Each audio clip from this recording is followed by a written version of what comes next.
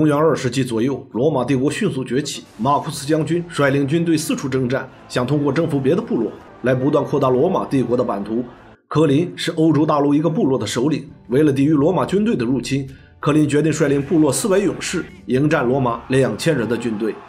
他这么做不仅是为了自由、荣誉以及尊严，更是为了他心爱的女人莫亚。莫亚也同样深爱着科林，他在战争到来前不但没有逃避，反而还与即将奔赴战场的科林结为夫妻。但简单的结婚仪式后，莫亚却拒绝了科林一起翻云覆雨的要求。莫亚作为前部落首领的女儿，终究还是不忍看到科林和族人白白送死。虽然部落战士同仇敌忾，但面对兵力的巨大差距，摆在他们眼前的也只有死路一条。莫亚知道身为战士的科林为了尊严，一定不会带着大家落荒而逃，于是决定用自己的方式拯救部落。他迷晕科林，只身一人来到马库斯所在的罗马军营。莫亚在马库斯面前宽衣解带，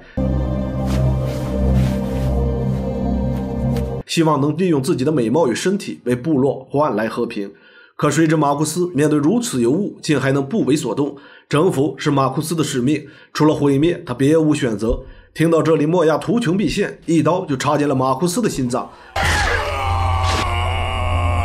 就在莫亚以为自己行动成功，打算溜出营地与科林等人会合的时候，马库斯却突然出现。愤怒的马库斯一把掐住了莫亚的喉咙，并把他钉在了十字架上，随后率领部队向着莫亚所在的部落发起夜袭。他要让莫亚亲眼目睹族人一个个惨死在面前。而被迷晕的科林此时也醒了过来，他提着剑就想要战斗，可药效还是让他全身无力，刚走几步就被掉下的房梁所掩埋。等科林再次醒来，发现在废墟之上遍地都是族人的尸体，而自己心爱的女人也被钉在十字架上。目睹此情此景，科林瞬间崩溃。临终之际，莫亚恳求科林不要复仇，一定要好好的活下去。面对妻子最后的请求，科林只能流着眼泪答应下来。但灭族之仇，杀妻之恨，这笔血债他怎能轻易放下？安葬完莫亚之后，科林就开始了自己的复仇。他先是解决掉了哨塔上的守卫，随后伪装成罗马士兵潜入到马库斯的营地。可刚到马库斯这里，科林就感觉到自己的身体一阵剧痛，而马库斯也同样察觉到了科林的存在。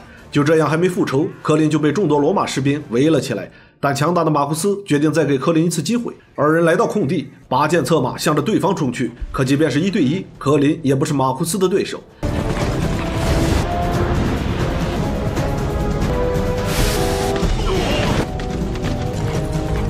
好在战马拖着科林的尸体逃到一处德鲁伊的圣地，圣地之内禁止战斗，哪怕是马库斯也不敢违背，他只能骑马转身离去。斗转星移，日月变迁，不知道过了多少个四季，科林的伤口竟然渐渐愈合。一道闪电横空劈下，科林完成了由死到生的转变，他彻底复活。醒来后的科林见到了一个僧侣打扮的亡魂，他告诉科林，你已经获得了不死者的能力，除非砍下头颅，否则没人能杀得了科林。而像科林这样的不死者，这个世界还有很多，即使没有见面，只要相互靠近也能感觉到。马库斯也是不死者，而且比科林早了好几个世纪，这就是莫亚刺杀失败和科林面对马库斯身体突然剧痛的原因。而不死者之间，只要砍下对方头颅，就能将其彻底杀死，并获得对方的力量。最后僧侣还解释道，不死者是无法生育的，他们注定会在圣地之外互相残杀，只剩下最后一人，这就是获得永生能力的代价。而马库斯已经活了上千年，僧侣劝科林放弃复仇，好好的活下去。可此时科林早已被复仇冲昏头脑，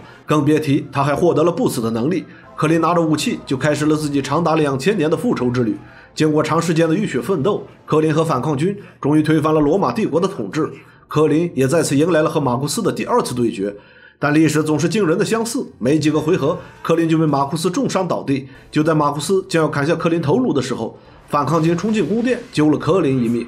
在这之后的千年时光里，马库斯一直想重现罗马帝国的辉煌，而科林也一直站在他的对立面，一次次向马库斯发起挑战。二人共同经历了公元763年的唐朝安史之乱，11世纪苏格兰与诺曼王朝的战争，16世纪日本丰臣秀吉的统一战争，还有19世纪特拉法尔夹角海战以及第2次世界大战。这期间，科林虽然每次都是惨败，但却总能在最后关头逃过一劫。就这样，时间一晃，20个世纪过后，未来世界残破不堪，怪物横行。科林再次感应到了不死者的存在，他随即前来查看，谁知同类并不是马库斯，而是附近一个恶贯满盈的通缉犯。科林本不想动手，但奈何对方咄咄逼人，抬手挥动电锯就向科林攻来，所到之处全都被斩成碎片。情急之下，科林只好举刀抵挡，但旋转的电锯力量太过强大，柯林一瞬间便被惯性击飞。柯林避开致命一击的同时，双手握刀，抓住机会，一刀便砍下了电锯人的头颅。收拾完电锯人的柯林来到市中心，打算用他的头颅换取赏金，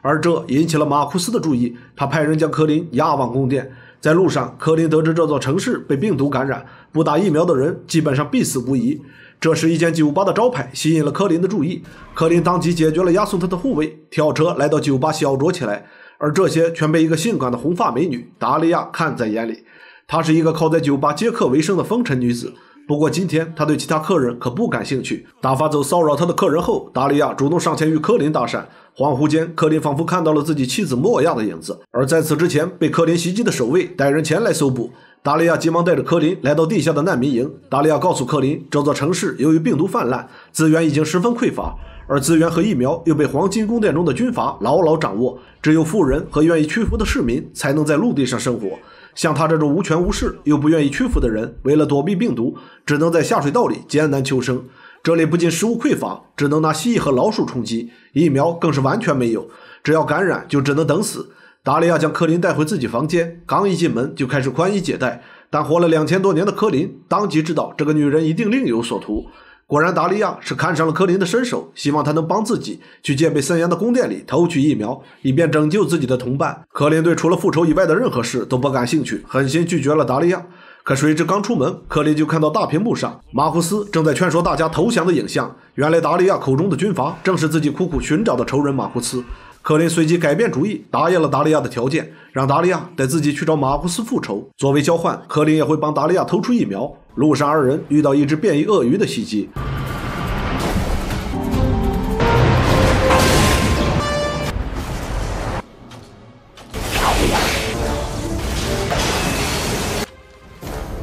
二人成功来到实验室，在这里，达利亚发现他们在研究一种致死率100%的病毒，目的就是用这些病毒彻底消灭像达利亚这种不愿意屈服的人类。这让达利亚意识到，之前的病毒可能不是天灾，而是这些人故意所为。柯林也说出不服从就消灭，这是马库斯从罗马帝国开始一直沿袭至今的统治手段。就在这时，警告声突然响起，得到疫苗的达利亚急忙撤退，他必须把新型病毒的消息告诉大家。可此时柯林却反向朝电梯走去，他感应到了马库斯的存在，马库斯也同样发现了他。即便达利亚像曾经的莫亚一样恳求柯林不要复仇，但他还是毅然决然地上了电梯。而马库斯这些年也得到了一名强力部下加罗，他是马库斯1000年前从战场上救下的不死者，现在是他的贴身护卫兼情人。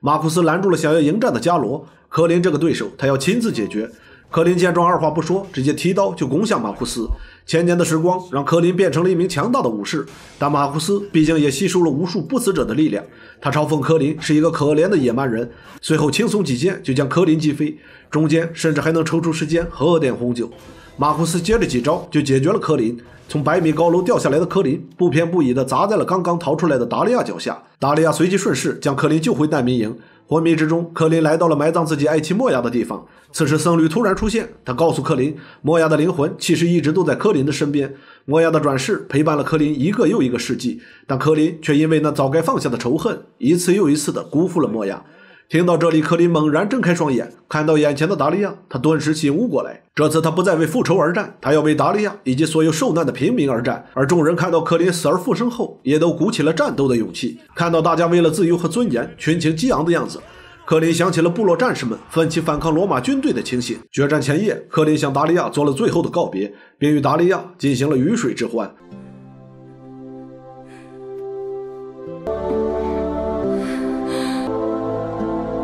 柯林把达利亚锁进了房间，另一边马库斯也决定对城市进行清洗，派出了庞大的机械部队，打算将剩下的人一网打尽。柯林和众人决定兵分两路，武装起来的平民负责拖住军队，柯林则直接找马库斯决斗，准备来个擒贼先擒王。不过在见到马库斯之前，还要先过加罗这一关。加罗开着武装直升机对着柯林就是一顿输出，情急之下，柯林利用佩刀反弹子弹引爆了油桶，想要趁乱突入大楼，但加罗紧随其后。就在危急关头，达利亚及时赶到，替柯林接下了这个难缠的对手。与此同时，其他人对马库斯军队的反击也正式开始。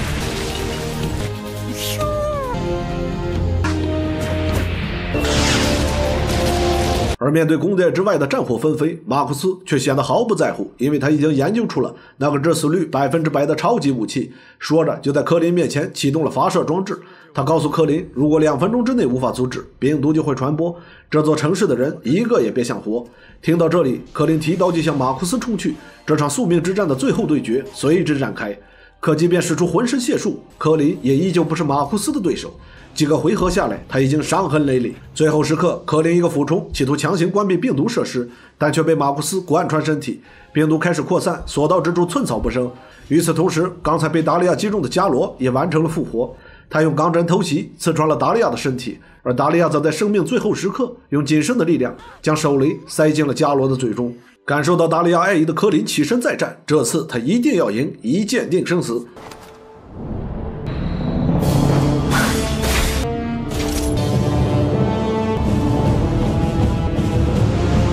科林一瞬间就斩下了马库斯的头颅，而近万年的生命力也在此刻从马库斯身体里倾泻而出，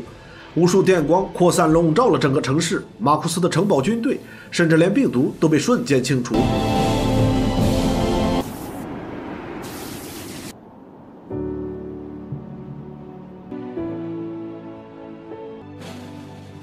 人们从黑暗的下水道里走了出来，此刻迎接他们的是象征自由的阳光。而科林在安葬了达利亚后，继续踏上了未知的旅途。这一次不再付出的他，会好好享受即将开始的漫长人生，直到把他丢失的东西再次找回来。